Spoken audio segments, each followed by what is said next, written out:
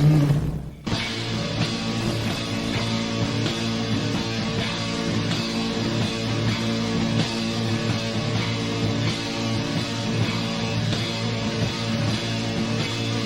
Agent Morris with the NSA. We have identified some very, very interesting anomalous type of aircraft. Traffic is quite luminous and is exhibiting some non-ballistic motion. Over.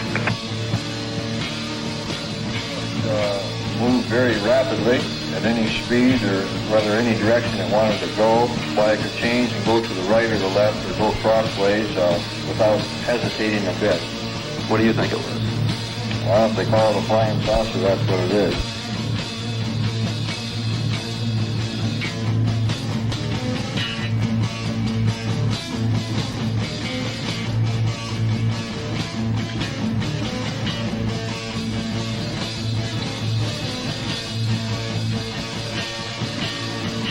EWA 517, do you want to report a UFO? Over.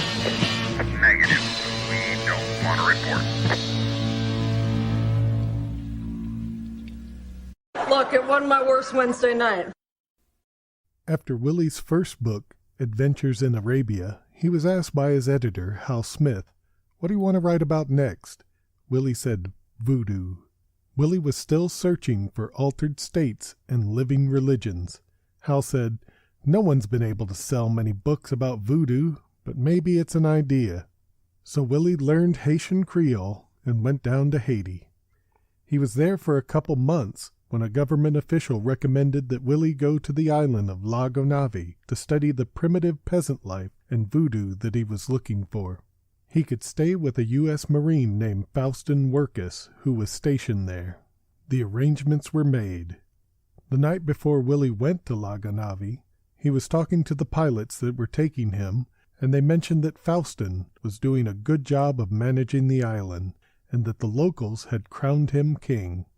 When Willy asked about what types of things he should bring, the pilots explained a few things about Faustin. He wasn't a drinker, and that he liked chocolate bonbons. But then they mentioned that despite those two things, Faustin was as tough as nails. When Willy got to the island, he learned all about Faustin. He had been a breaker boy in the mines of Pennsylvania since he was 11 years old, and Faustin lied about his age to join the Marines at the age of 17. Faustin felt that those 6 years in the mine were a pivotal experience that made being a Marine easy. He was sent to Haiti and spent 5 years working up through the ranks and learning everything he could about Haitian culture, including becoming fluent in Haitian Creole. He became the sub-district commander of Archaea, which oversaw the region that contained Lago Navi. He visited the island once and liked it, so he was working on getting posted there. Then he met T. Memen, the queen of Lago Navi, in jail. She was being sent to Port-au-Prince to defend herself against the charges that she had shown disrespect for the Republic of Haiti and the local courts of Lago Navi, so Faustin wanted to see this woman in person. Though at the time he had no idea that she was a queen, he could tell instantly that she was a person used to power. She was in a white dress with a bright kerchief around her shoulders, and most importantly, she was wearing shoes. Shoes in Haiti at this time were hard to get, and so they were a status symbol. She was berating the guards when Faustin walked in. He introduced himself, and her mood instantly changed. She questioned him intently about his name, and complimented his use of the local language.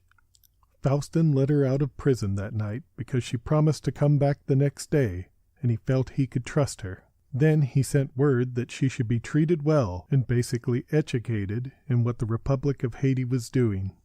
A few months later, Faustin moved to Lago Navi. There he was formally introduced to T. Memen, who was Queen of the Congo Societies. The Congo Societies were a highly organized, pre-slavery, matriarchal agricultural guild that had a queen with a court. This sounded good to Faustin, so he decided to work with that framework and bring improvements to the island. He helped rebuild a watermill, and he brought in some pigs to refresh the breeding stock. He made sure that people got to their surgeries on the mainland and helped maintain peace during property disputes. And he, after a time, was symbolically crowned king of the island with Ti-Ma-Men as his queen. So why did Ti-Ma-Men and the Congo societies place a crown on Faustin's head? About 67 years earlier, one of the emperors of Haiti was named Faustin Wirkus, who ruled under the name Faustin I. There was an old man on the island who was a blind soothsayer, who had seen Faustin I ride off to war on a white horse. The old man always predicted that Faustin I would return.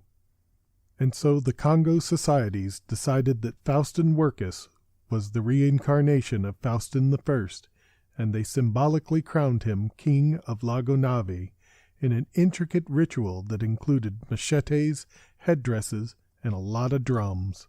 This lasted for about 4 years. Now, once Willy's book, The Magic Island, was published and was read by the president of Haiti, Faustin got recalled back to the mainland.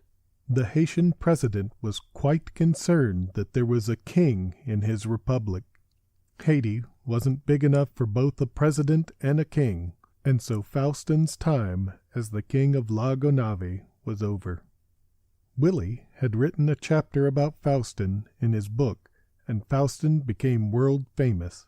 The idea of a man becoming king of a tropical island was very popular, so a few years later Faustin wrote a book about his time in Haiti called The White King of Lago Nave. It was published in 1931, and the foreword was written by Willy. Both Faustin and Willy went all in on the king narrative in their books. Haiti was in the midst of a full-scale occupation by the United States. Faustin's coronation was most likely a symbolic one by a people who were making the best of a difficult situation. That truth isn't nearly as exciting a story as the one where a Marine becomes a king. Years later, Faustin spent nights at the Adventurers Club in New York, telling tales about the time he was king of Lago Nave. Now, the White King of Lago Nave was only one chapter in Willy's book. He had chapters about many different elements of Haitian voodoo.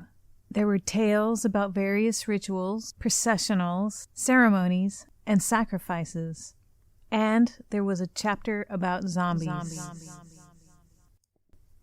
Willy studied the local folklore and noted that the Haitians had the normal tales of werewolves, vampires, and demons. But Haiti had something so different that it was hard for Willy to fully grasp: the Haitian zombie. The Haitian concept of zombie was that of a soulless human corpse, still dead, but taken from the grave and endowed by sorcery with a magical, mechanical semblance of life.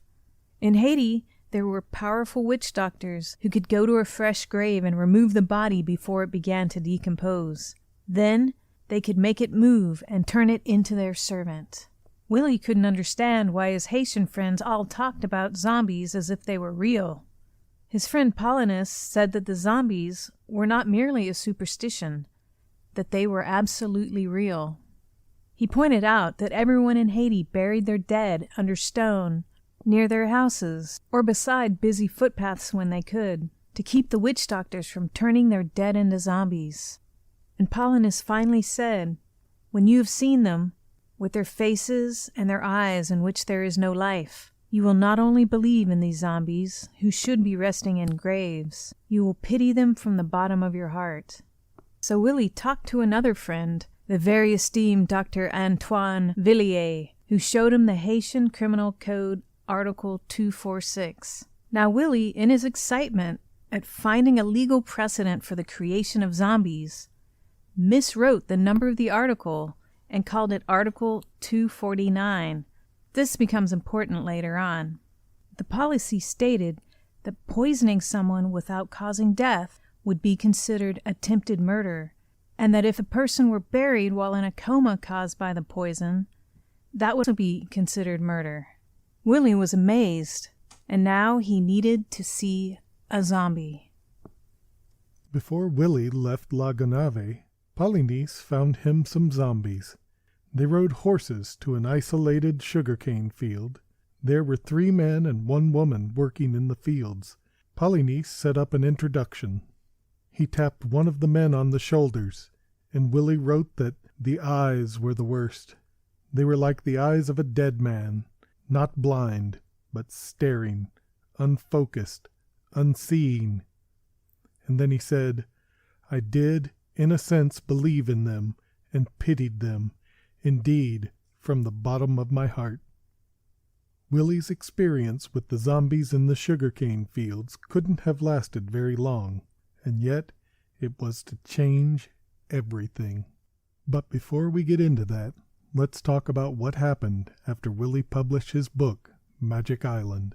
It was well received, but there was some fallout about some of the ideas in Willy's book. One of the things that he mentioned was another element of voodoo that had never before been described. He described the ritual sacrifice of garlanded goats and bulls with candles fastened to their horns during voodoo ceremonies. This caused a bit of an uproar among the earlier writers of Haitian voodoo, who said that Willy had made up many of the details in his book. This didn't hurt the sales of the book, but it did hurt Willy's pride. He said, I have very few things to be proud of, and one of them was that I knew I was an honest, if sensational, reporter. Willy's tales of zombies and the ritual sacrifice of goats and bulls were verified about 10 years later, when, in 1938, an acquaintance of his, named Zora Neale Hurston, published her book, Tell My Horse, Voodoo and Life in Haiti and Jamaica. She was a writer and an anthropologist who had read The Magic Island and decided to go to Haiti to see the voodoo for herself. She had already written several books and knew much about the hoodoo of the American South. She had been initiated into secret rites when she was in New Orleans years earlier. While she was in Haiti, she was introduced to a zombie in the hospital who had died 29 years earlier. The zombie's name was Felicia Felix Mentor. Zora took a photo. It was the first known photo of someone who, at the time, was considered an actual zombie. Zora decided to do more research into how zombies were created. She discovered that there was a formula for turning someone into a zombie. The formula was kept as a secret in certain families and certain secret societies.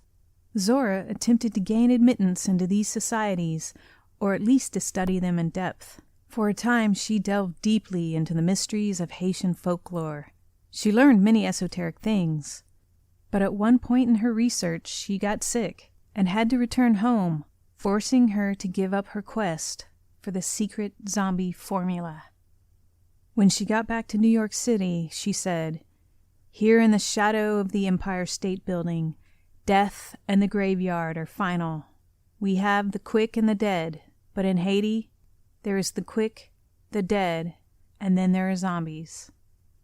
In the 1980s, research into Haitian zombies experienced a resurgence when ethnobotanist Wade Davis was sent to Haiti to learn more. Wade went to Haiti to find out how zombies were made. In 1986, he published the book The Serpent and the Rainbow about his experience. The movie with the same name is a very loose adaptation of the book. While in Haiti, Wade managed to get multiple vials of powder that he brought back to the U.S. to be analyzed in a lab. Wade was sure that the chemical element of zombification would be tetrodotoxin, which can be obtained from a pufferfish. He was correct that the only consistent chemical in all the batches of powder were tetrodotoxin, but the amounts were so small that the zombification process seemed unlikely.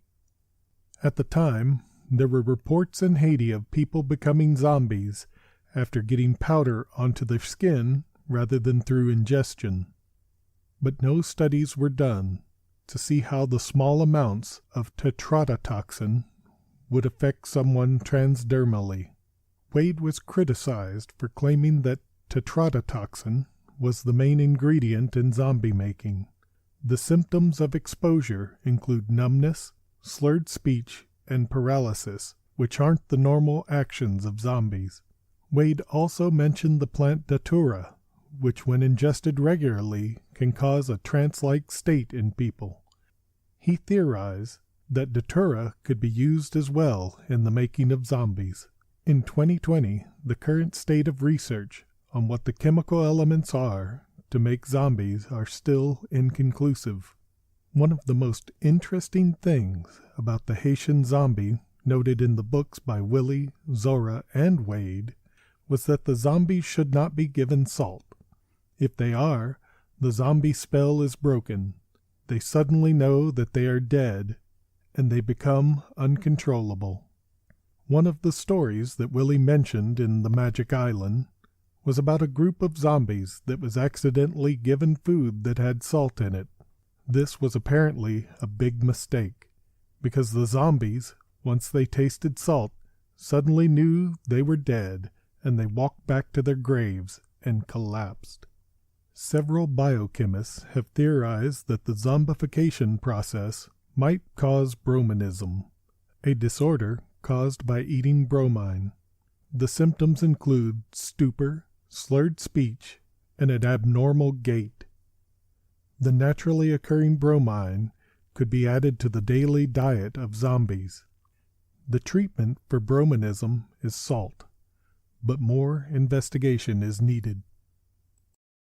Now, let us investigate how the concept of zombies changed after Willy's book was published in 1929. It was a national bestseller and introduced zombies to the world. Zombies entered the public's consciousness, but the real pop culture explosion didn't happen until 3 years after the publication of the book. In 1932, the first zombie movie, White Zombie, was released. It was produced by Viktor and Edward Halperin. It starred Madge Bellamy and Bela Lugosi, and it was the beginning of the zombie movie craze that took over entertainment. To this day, you can most likely find this movie showing on a television channel somewhere. The writer of the movie, Garnett Weston, never admitted to reading The Magic Island, but in the movie they mention the Haitian Penal Code 249, the same number that Willy got wrong. The real number was 246. The movie White Zombie was terrifying for its time. The darkest fear in the early zombie movies wasn't that you might get eaten by one. It was the terrible fear of being turned into a zombie, a creature without a will, with the loss of individuality. It was about a person being controlled by another that terrified the moviegoers of the time. Zombies were now a full pop culture phenomenon. There were zombie drinks, zombie comics, and zombies in pulp fiction novels. Zombies were everywhere. The word entered the everyday lexicon of Americans. It became a useful metaphor for a society of people left behind in a fast-changing world. Zombie movies kept showing up in the cinema for many years, the most popular being Jacques Tourneur's I Walked with a Zombie. Until some 36 years later, in 1968, the concept of zombies was changed forever by the movie Night of the Living Dead by George Romero. Whereas the earlier zombie movies were about one person controlling another by turning them into a zombie, Romero's movies showed zombies without a controller. They were a malevolent phenomenon instead of a controllable person. The twist is that Romero didn't make a zombie movie. He made a movie about flesh-eating ghouls.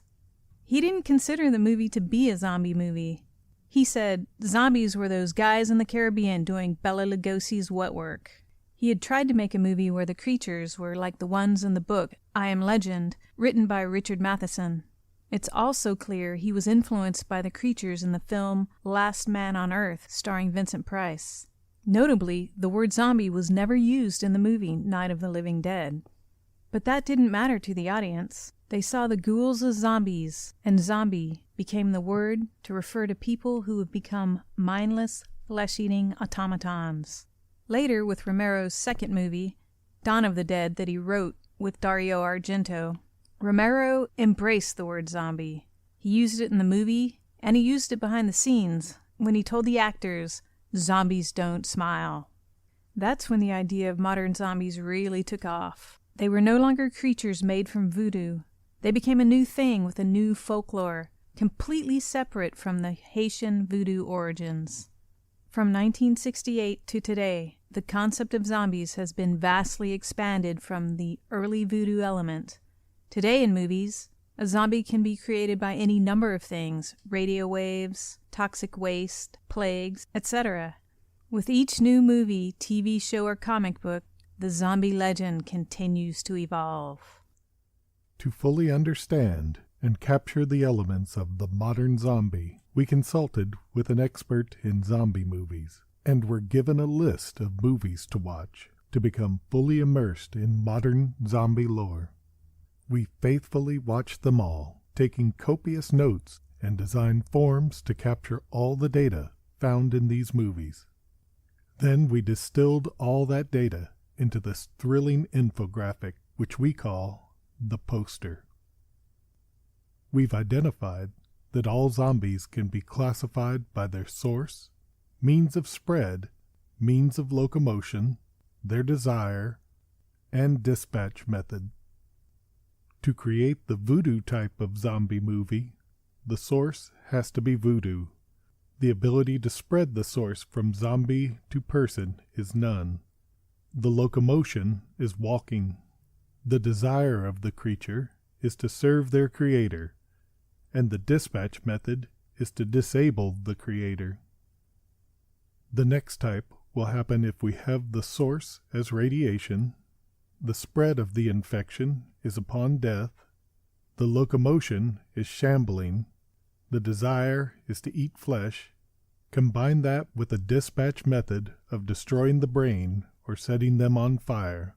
That would equal the classic Romero-type zombie from the Of the Dead series. Now, if we were to take toxic waste as the source of the infection, the spread of the infection is on death, with a locomotion of sprinting, combined with a desire to eat brains, with no known dispatch method other than completely burning them with fire, which coincidentally will also spread the infection, we get the Russo-O'Bannon type of zombie from the Living Dead series, the series where brains entered the modern zombie lore. But what if we were to take demonic possession as the source, walking as the locomotion, and the inability to dispatch them while they serve their creator? We would get the thriller type of zombie. This poster can be used to identify the formulas for most zombie movies. Give it a try. Willy Seabrook was a man of his time, a sensational adventure writer who wrote 11 books, a man with a huge number of fascinating friends, a skeptical researcher into the world of the paranormal. But the world, however, didn't wait for Willy to conquer his demons. His career faded, and in 1945 he died of a drug overdose. But thanks to his time in Haiti, and the day when he unleashed zombies upon pop culture, whenever an undead creature lumbers across our entertainment landscape, we will all remember the name Willy Seabrook.